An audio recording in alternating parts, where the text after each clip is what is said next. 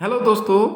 आज हम profit and loss के बहुत ही सिंपल बट इम्पॉर्टेंट क्वेश्चन करने वाले हैं, जिनकी सहायता से हमें प्रॉफिट एंड लॉस का कंसेप्ट और अच्छे से समझ आएगा। क्योंकि इससे पहले हमने केवल फॉर्मूलाज की ही बात की है, लेकिन आज हम इसे व्यावहारिक रूप से भी समझेंगे। व्यावहारिक रूप से इसे समझने के लिए कुछ प्रश्न उत्तर हल करते हैं जो बहुत ही सिंपल हैं। हमारा पहला प्रश्न है, मोहन ने एक पुस्तक 50 रुपये में खरीदी और 60 रुपये में बेच दी। हमें पता करना है कि उसे लाभ हुआ या हानि हुई और उसकी परसेंटेज भी कैलकुलेट करनी है। तो आप कहेंगे ये तो बहुत ही सिंपल है, और वास्तव में ये क्वेश्चन बहुत ही सिंपल है, लेकिन इसकी सहायता से कुछ ऐसा जानने की कोशिश करेंगे जो बहुत ही महत्वपूर्ण है। क्रय मूल्य कॉस्ट प्राइस 50 रुपये है, विक्रय मूल्य सेलिंग प्राइस 60 रुपये है। तो लाभ हुआ तो हम लिखेंगे विक्रय मूल्य माइनस क्रय मूल्य, क्योंकि विक्रय मूल्य ज़्यादा है और क्रय मूल्य कम है। तो यहाँ पर लिख लेंगे हम 60 माइनस 50, और लाभ हो गया हमें 10 रुपये का। लाभ हमें 10 रुपये का हुआ, लेकिन हम ज्ञात करने वाले हैं प्रॉफिट या लॉस परसेंटेज। तो प्रॉफिट हुआ है तो हम प्रॉफिट कैलकुलेट करेंगे, प्रॉफिट के साथ प्रॉफिट परसेंटेज भी कैलकुलेट करेंगे। तो इसके लिए हमने एक फॉर्मूला पढ़ा है, लाभ बटे क्रय मूल्य गुणा 100। तो उसको हम अप्लाई करते हैं। पहले यहाँ पे लिखेंगे हम 10, और क्रय मूल्य कितना है हमारे पास 50 रुपये, और गुणा 100। अब जो लाभ और हानि होती है, हम बात कर चुके हैं कि हमेशा क्रय मूल्य पे ही ज्ञात किया जाता है। क्रय मूल्य पे ही ज्ञात किया जाता है, क्योंकि जब हम वस्तु को खरीदेंगे तभी तो उसे बेचेंगे। अगर वस्तु खरीदी ना गई हो तो बेचेंगे क्या? जब क्रय विक्रय किया जाएगा तभी तो प्रॉफिट ज्ञात किया जाएगा। तो इसलिए क्रय मूल्य पे ही लाभ ज्ञात किया जाता है और हानि भी ज्ञात की जाती है। लेकिन जानने की बात है कि ये फॉर्मूला बना कैसे है, इसके बारे में भी हम चर्चा करने वाले हैं। यही तो इसका इम्पोर्टेंट पार्ट है। तो यहाँ 0 से 0 काट लेंगे, और हमारे पास यहाँ पर बचता है 10 × 10 हो गया 100/5। जब हम इसे डिवाइड कर रहे हैं तो हमारे पास आ रहा है यहाँ पे 20, यानी मोहन को 20% का लाभ हुआ है। हम इसे कुछ इस तरह से समझेंगे, जैसे कि यहाँ लिखा है 50 का कितने प्रतिशत 10 रुपये होता है, बट परसेंटेज ऑफ 50 = 10। हम इससे पहले परसेंटेज का जो टॉपिक है उसे पढ़ चुके हैं, और परसेंटेज में हम जान चुके हैं कि इसका मतलब क्या होता है। जैसे हम लिखते हैं व्हाट परसेंटेज, हमें पता नहीं है परसेंटेज का, तो हम लिखेंगे यहाँ पे 50 × x प्रतिशत बराबर है 10।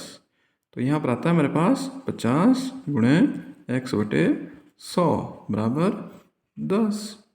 तो इस प्रकार हम इसे सॉल्व करते हैं। तो यहाँ पर आ गया x = 10 × 100/50।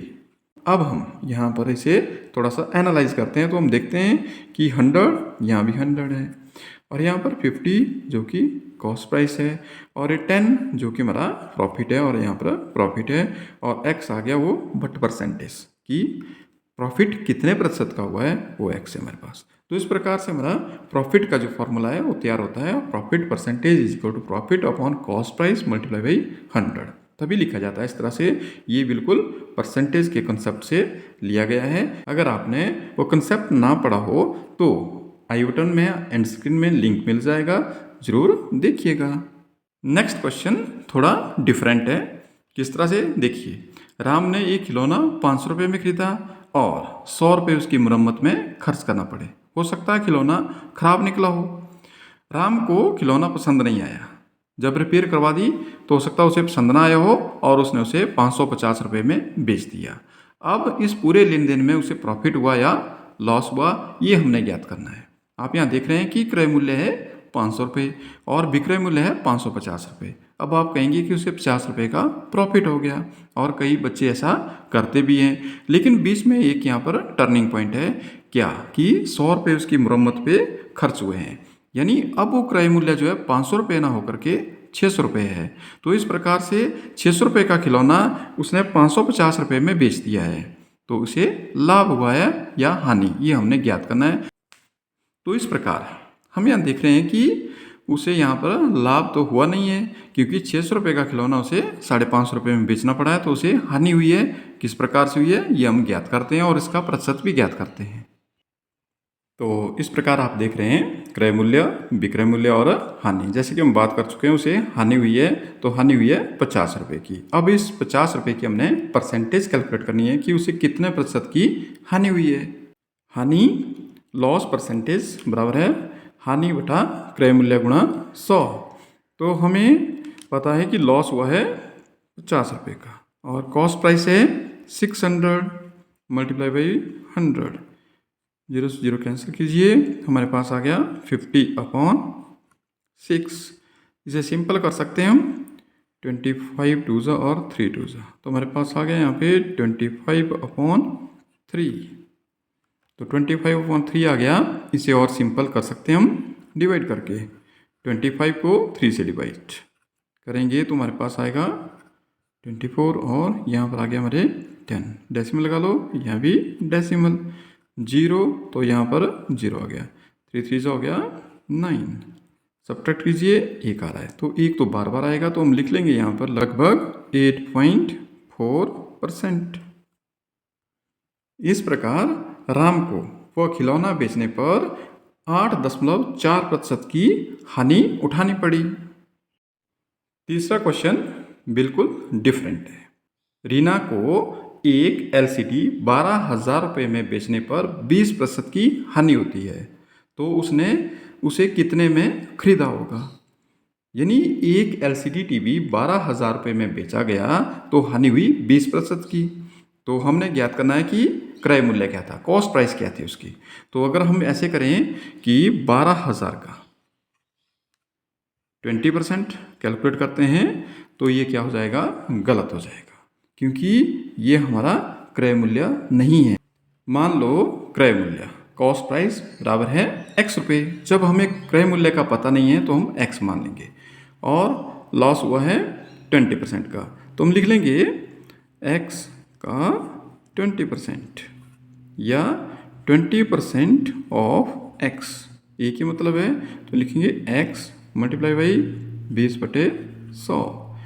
20 एकम 20, 20 पंजे 100, तो हमारे पास आ रहा है यहाँ पे x/5। यानी हमें x/5 रुपये की हानि हुई है जब हमने किसी वस्तु को x रुपये में खरीदा था और 12,000 रुपये में बेचा है। तो यहाँ पर भी हम विक्रय मूल्य लिख लेते हैं। विक्रय मूल्य सेलिंग प्राइस हानि हुई है, इसलिए माइनस करेंगे। अगर प्रॉफिट हुआ होता तो हमने ऐड करना था यहाँ पे। तो अब हम लिखेंगे, मल्टीप्लिकेशन करते हैं इस तरफ को, तो आएगा 5x माइनस x/5।